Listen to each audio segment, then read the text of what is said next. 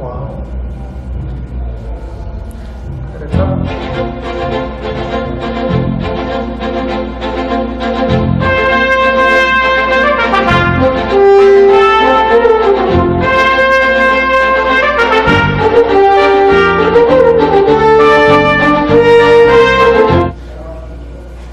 Good evening and welcome to We the People, brought to you by the League of Women Voters of Minneapolis.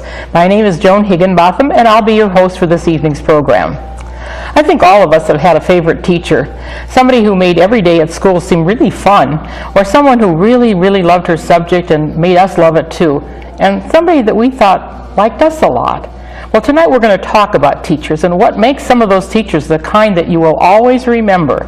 Our guest this evening is Nathan Eklund, and he has written a book about teaching, about how to be a better teacher. How was your day at school? Improving dialogue about teachers' job satisfaction. So why did you write the book? Well, I had taught high school English for 13 years, and at that point had assumed about every leadership position I could, and the natural thing was to become an administrator. And so I had a wonderful administrator suggest that maybe there was something else I should be doing with my time. And so I really thought long and hard about how I wanted to kind of impact the world and how I wanted to stay within education. And I thought about my own experience as a teacher, and I thought about the relationships with my colleagues and with my administrator, with the board, and the whole kind of ecology of working in a school, and realized that that's really where I wanted to have my impact for the remainder of my career, I hope. Wow. And so I approached the book as really developing a tool or resources that we could use directly with schools to impact job satisfaction, workplace culture and climate, and ultimately teacher attraction and retention. So the book is it is sort of a toolkit, and you've got it divided into a couple of parts, internal things and external factors that go into making you a happy teacher. But I guess the first question to ask is, are teachers happy these days? Well, it's an interesting question, and I think the answer for the most part actually is yes. And if you, we have a survey that we use in our practice, and we've surveyed about 10,000 teachers in the last 5 years. And we'll cherry pick a couple of data points. Sure. So people say, I like being a teacher, is one of the questions, is what as basic as you can go. And I like being a teacher. 45% of 10,000 people strongly agreed with that. Wow. And they agreed as a mean on that score. But on questions like the workplace environment or what I wanted when I became an educator, things get rather lukewarm. A lot of answers around somewhat agree or not agree at all. So they love teaching. Teaching is that part where we're in front of students, we're teaching content that we love, we're turning kids on to learning. That part, absolutely love teaching. No problem there. Do they like the job of teaching? Do they like being in a workplace, having a boss, having coworkers, all the language of employment? Not as much. And of course, as we were talking before we got started, those are things that are common to all jobs, is the environment. So the stuff that you're doing here is really interesting for teachers, but I would guess that you can probably expand it out to other fields as well. Inevitably, if I'm out speaking at a conference or I'm doing something public, someone will pull me aside and say, well, that was really great, but well, you should really talk to my husband. You know, he works here. You should really talk to my daughter. She works here. And so I think there are common principles about how we get along with people with whom we spend most of our waking hours, which is colleagues, not our own family typically. And so a lot of the principles of our work is taking the language of a job and applying it to schools, because we don't come to that language naturally as educators. Well, I think you made a good point when you said that teachers like teaching, but that's really only a part of a job. And so if you go into it thinking, I'm going to be a teacher and I'm going to interact with students and this is going to be wonderful, that's maybe only about half of the job. Well, yeah, I don't think any of us sat in our dorm room and we thought about our future career and we thought, well, I want to sit in a bunch of staff meetings, I want to write curriculum, I want to field thousands of emails from parents. There's a lot of parts of the employment of being an educator that have almost nothing to do with why someone would originally choose the profession. Right. Well, now, and I'm going to start by picking on the principal. That was a fairly big part of your book, Yes. too. Let's look at what is the role of this. How does a teacher who is having problems with the principal or vice versa, how do they work those out with your model? That's a great question. I mean, as hard as it is being, I think, an educator in 2016, there are some significant challenges to being a teacher today. I think they're even more acute in being a leader. And I work solely with principals and superintendents and school boards, executive directors. That's where most of my time is spent.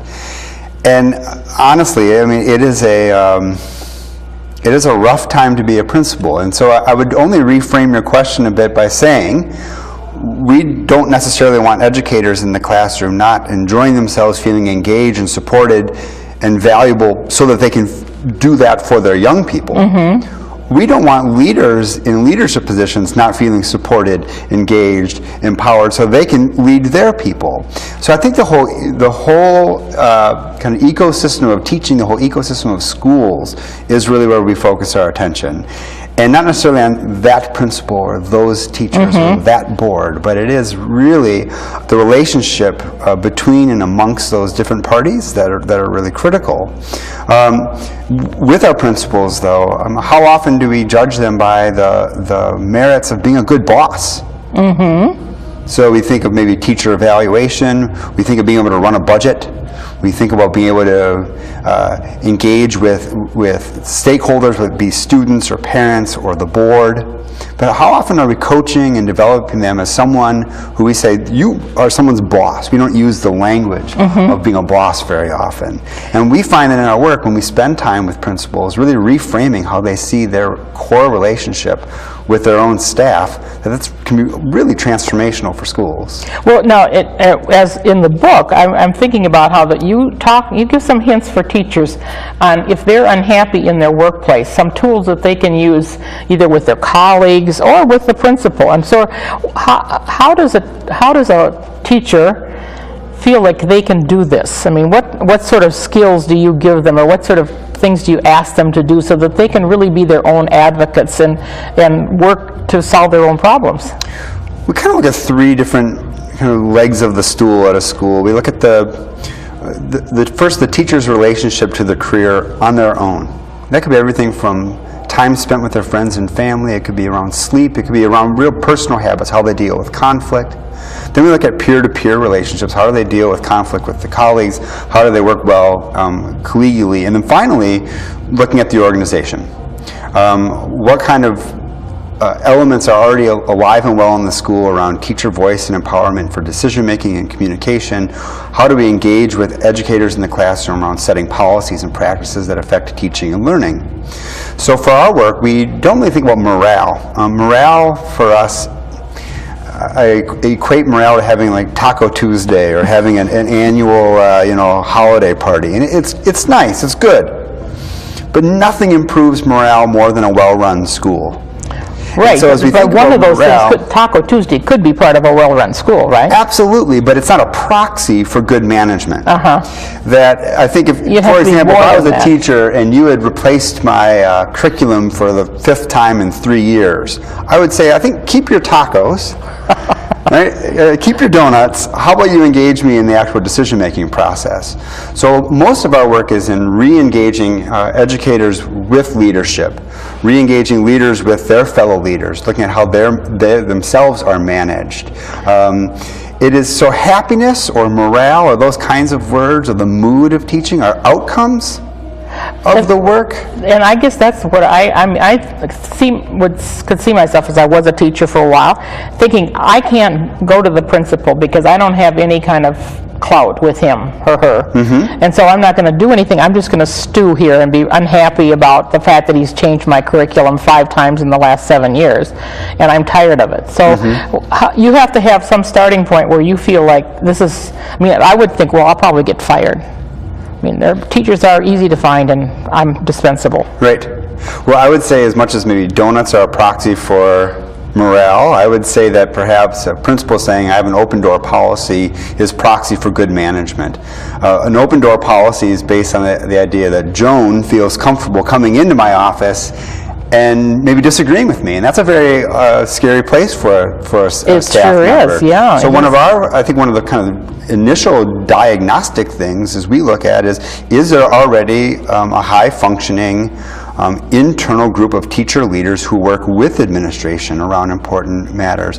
One of the questions in our survey is we have a forum where we discuss important matters with administration. If the answer is low on that, I think we know where the work starts tomorrow. And that is, do we have a fully kind of actualized shared leadership model where they can have good dialogue, they can have good conflict, they can have safe conflict and safe disagreement inside of the building. And this is really probably, I think, one of the key things in your book. And how does it start? I mean, so a teacher says, I'm unhappy, I don't want to be unhappy, it's affecting my teaching, and one of the reasons is I don't feel like my voice is being heard. So how do they go about changing that? Because if they don't change it, the school is going to suffer. Mm-hmm. So there seems to me like so many entry points into how a school can engage in the process of improving. And I want to say I'm a pragmatic optimist. I think most people are pragmatic, and that's what's going to work. I have never gone into a school where we haven't improved, where we haven't made substantial change. And there are schools who begin this work because they are in crisis. They need to do something now. There are absolutely schools where there is either massive teacher turnover, or really critically low morale. There maybe is a lot of leadership turnover. Maybe they've had a number of leaders in the course of a number of years. So we will work in schools that are in crisis, but we'll also work in a lot of schools where they realize, not to be Pollyanna, they're not having very much fun. I mean, it's not a good place to be. They are not looking forward to coming into work. So oftentimes a principal will directly call and say, I know that a change needs to happen and we need help getting there. That would be the first step, wouldn't it? To admit that change needs to happen?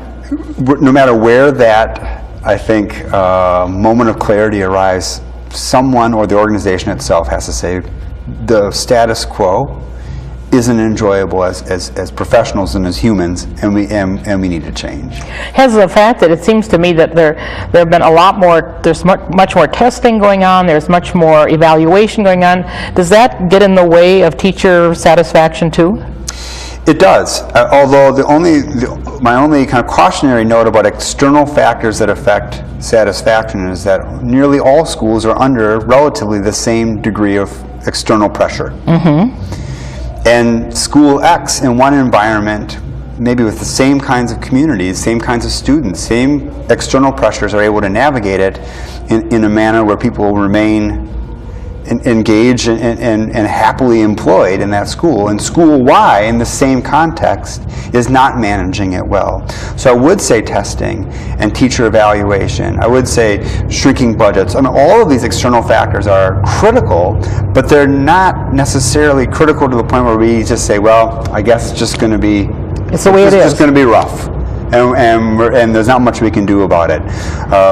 We can manage our way through that kind of stress and have it work. 50% of teachers leave in the first 5 years of teaching. I was going to ask you, so 50%. Now is there one big reason why they leave? Well, there's a number of contributing factors. And so, but first amongst those factors is this kind of conversation we're having tonight around job satisfaction. One of the misconceptions we have around teacher attrition is the way that we talk about teacher salary, for example. Now, I believe wholeheartedly that teachers should be paid more. So I want to start with that, but let me peel it back a little bit.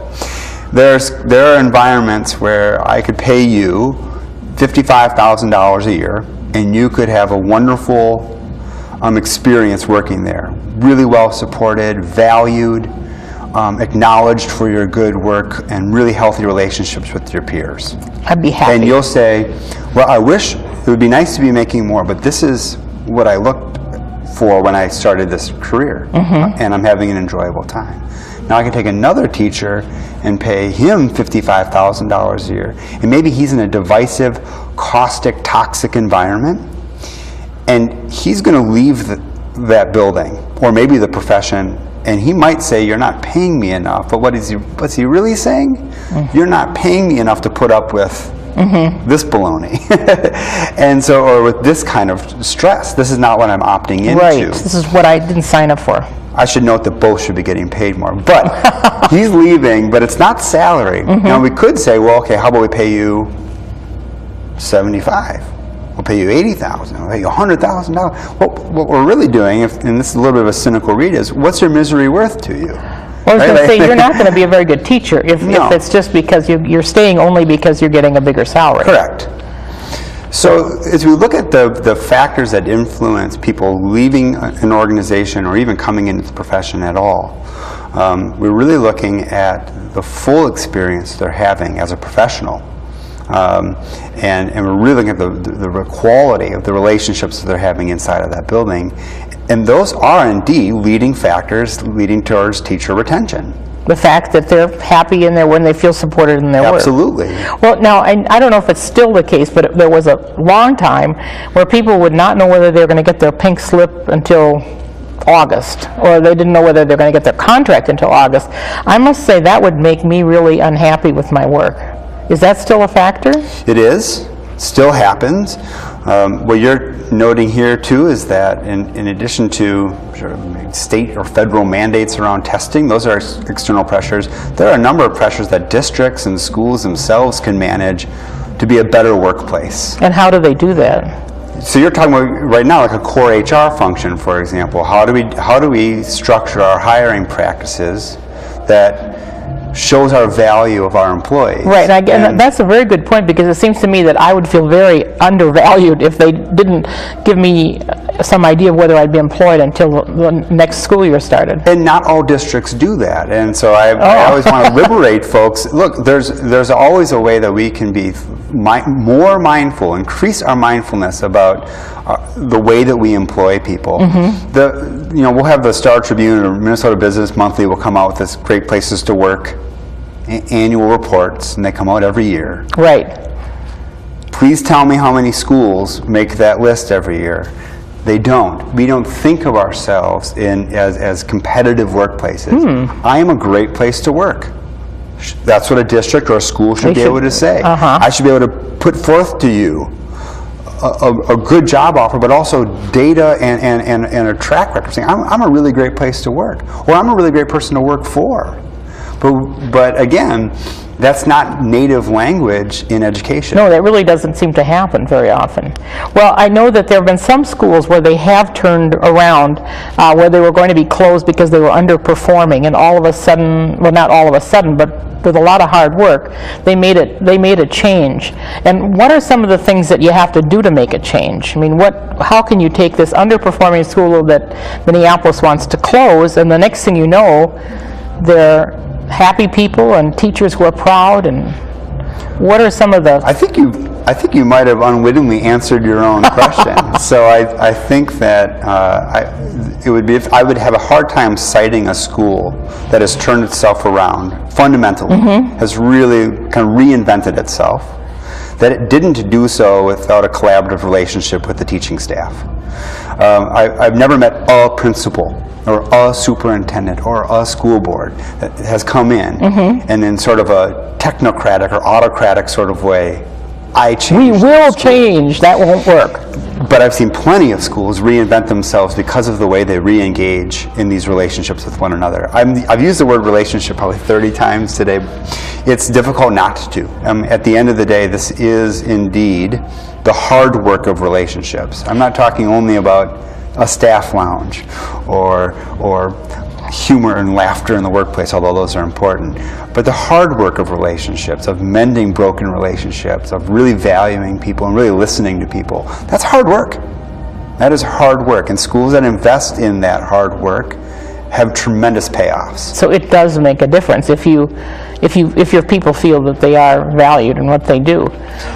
Well, I mentioned the survey a couple of times. Out of that same survey that we have, teachers don't say overwhelmingly that they would recommend this career to young people. Oh, really? So as I said, 50% of people said, I like being a teacher. and I brought my data, that I would recommend education as a career to young people is one of our questions. Right, that's a good question. What is the answer? The mean was, I somewhat agree with that, and only 25% of people strongly agree that they would recommend education as a profession. Now, why is that?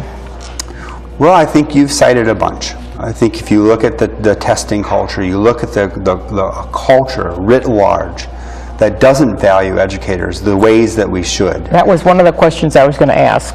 So it is some macro portraits of education as a career that I think lead to teachers saying, I actually like doing this, and I would probably choose to do it over again.